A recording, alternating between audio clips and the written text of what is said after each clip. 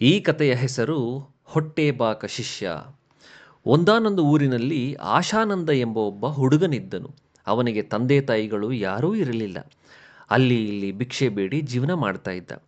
ಒಂದು ದಿನ ಒಬ್ಬ ಸಾಧುಗಳು ಅವನನ್ನು ನೋಡಿ ಅವನ ಅವಸ್ಥೆಯನ್ನು ಕಂಡು ಮರುಗಿದರು, ಕರುಣೆ ತೋರಿಸಿದರು.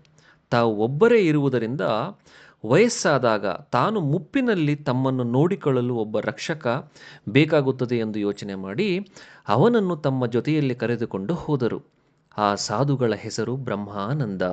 ಅವರು ಆ ಊರಿನಲ್ಲಿ ಜನಗಳಿಗೆ ನಾರು, ಬೇರು, ಔಷಧಿಗಳನ್ನು ಕೊಟ್ಟು ಪ್ರಖ್ಯಾತರಾಗಿದ್ದರು.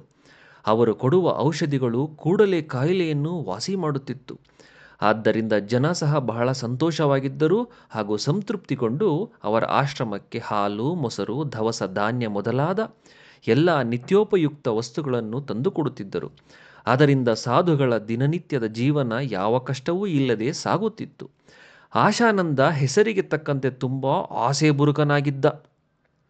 ಆಶ್ರಮದಲ್ಲಿ ತಯಾರಿಸಿದ ಆಹಾರದಲ್ಲಿ ಸ್ವಲ್ಪ ಭಾಗವನ್ನು ಮಾತ್ರ ಗುರುಗಳಿಗೆ ಬಡಿಸಿ ಉಳಿದದ್ದನ್ನು ತಾನೇ ತಿನ್ನುತ್ತಿದ್ದ.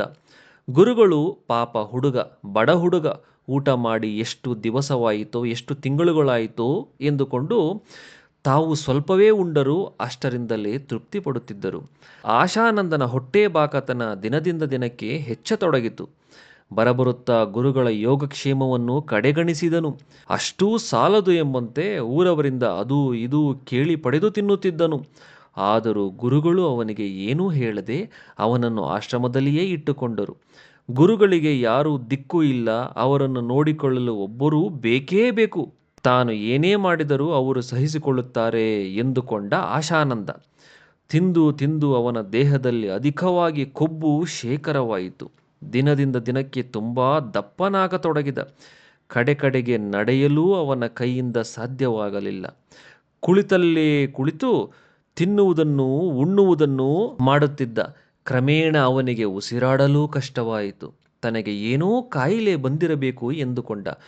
ಗುರುಗಳ ಬಳಿ ಹೋಗಿ, ಗುರುಗಳೇ, ನನಗೆ ಏನೋ ರೋಗ ಬಂದಿದೆ, ದಯವಿಟ್ಟು ಏನಾದರೂ ಔಷಧಿಯನ್ನು ಕೊಡಿ ಎಂದು ಬೇಡಿಕೊಂಡ. ಗುರುಗಳು ಅವನ ನಾಡಿ ಪರೀಕ್ಷೆ ಮಾಡಿ ಅವನಿಗೆ ಬುದ್ಧಿ ಕಲಿಸಬೇಕೆಂದು, ನಿನಗೆ ಏನೂ ಔಷಧಿಯನ್ನು ಕೊಡುವುದಿಲ್ಲ, ಗುಣಪಡಿಸಲಾಗದ ರೋಗ ನಿನಗೆ ಬಂದಿದೆ, ನೀನು ಇನ್ನು 1 ತಿಂಗಳು ಮಾತ್ರ ಬದುಕುವುದು, ನಿನಗೆ ಇಷ್ಟವಾದುದನ್ನೆಲ್ಲ ತಿಂದುಕೊಂಡು ಹಾಯಾಗಿ ಕಾಲ ಕಳೆ ಎಂದರು. ಶಿಷ್ಯನಿಗೆ ಭಯವಾಯಿತು. ಅವನಿಗೆ ಸ್ವಲ್ಪ ಸ್ವಲ್ಪವೇ ಅರಿವಾಯಿತು.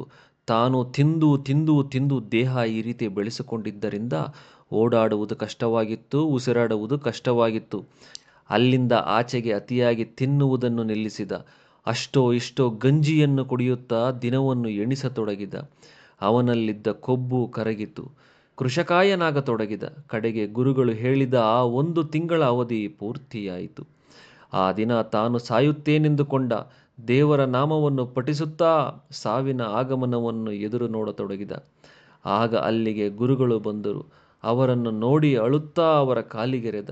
ಆಗ ಗುರುಗಳು, ಆಶಾನಂದ, ಯಾಕೆ ಅಳುತ್ತಿರುವೆ ಎಂದು ಅವನ ತಲೆ ನವರಿಸುತ್ತಾ ಕೇಳಿದರು. ಆಗ ಶಿಷ್ಯ, ಗುರುಗಳೇ, ನೀವು ಹೇಳಿದಂತೆ ಇಂದು ನಾನು ಸಾಯುವ ದಿನ. ಈ ದಿನ ನಾನು ಅಳಲೇ ನಗಲೇ ಎಂದು ಅಸಹಾಯಕನಾಗಿ ಕೇಳಿದ. ನನಗೆ ಉಸಿರಾಡಲೂ ಕಷ್ಟವಾಗಿದ್ದರಿಂದ ತಿನ್ನುವುದನ್ನೇ ನಿಲ್ಲಿಸಿ ಬರೀ ಗಂಜಿಯನ್ನು ಕುಡಿದುಕೊಂಡು 1 ತಿಂಗಳು ಬಂದೆ ಎಂದ. ಆಗ ಗುರುಗಳು, ನೀನು ನಗಬೇಕು, ಏಕೆಂದರೆ ನಿನ್ನನ್ನು ಆವರಿಸಿಕೊಂಡಿರುವ ಅತಿಯಾಗಿ ತಿನ್ನುವ ಬಯಕೆ ದೂರ ಹೋಯಿತು. ಅದರಿಂದ ನೀನು ಈಗ ಮೊದಲಿನಂತೆ ಆರೋಗ್ಯನಾಗಿರುವೆ, ಸಣ್ಣನಾಗಿರುವೆ. ನಿನ್ನ ಕೊಬ್ಬು ಎಲ್ಲ ಕರಗಿ ಹೋಗಿದೆ, ಅಂದರೆ ನಿನ್ನ ಮೈಯಲ್ಲಿರುವ ಕೊಬ್ಬು ಎಲ್ಲ ಕರಗಿ ಹೋಗಿದೆ. ಇನ್ನು ಮುಂದೆ ಮೈ ಬಗ್ಗಿಸಿ ಕೆಲಸ ಕಾರ್ಯಕ್ರಮಗಳನ್ನು ಮಾಡುತ್ತಾ 4 ಜನರಿಗೆ ಉಪಕಾರಿಯಾಗಿ ಬಾಳು ಎಂದರು. ಆಗ ಆಶಾನಂದನಿಗೆ ತನ್ನ ತಪ್ಪಿನ ಅರಿವಾಯಿತು.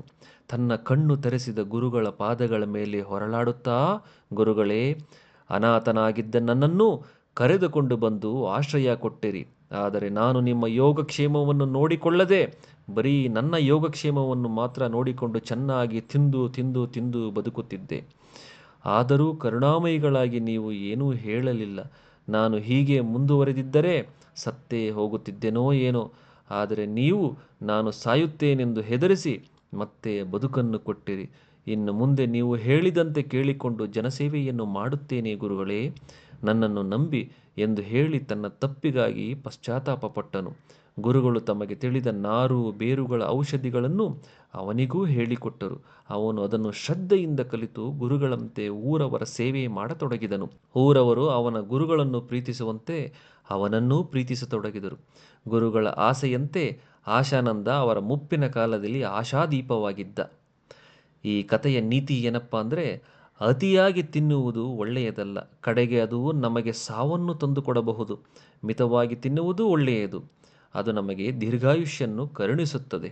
ಆರೋಗ್ಯವೇ ಭಾಗ್ಯ. ಈ ಕಥೆಯು ನಿಮಗೆ ಇಷ್ಟವಾಗಿದ್ದರೆ ಚಾನಲನ್ನು ಸಬ್ಸ್ಕ್ರೈಬ್ ಮಾಡಿ, ಲೈಕ್ ಮಾಡಿ, ಕಮೆಂಟ್ ಮಾಡಿ ಹಾಗೂ ಶೇರ್ ಮಾಡಿ. ಇನ್ನಿತರ ನೀತಿ ಕಥೆಗಳನ್ನು ಅಪ್ಲೋಡ್ ಮಾಡುವೆ.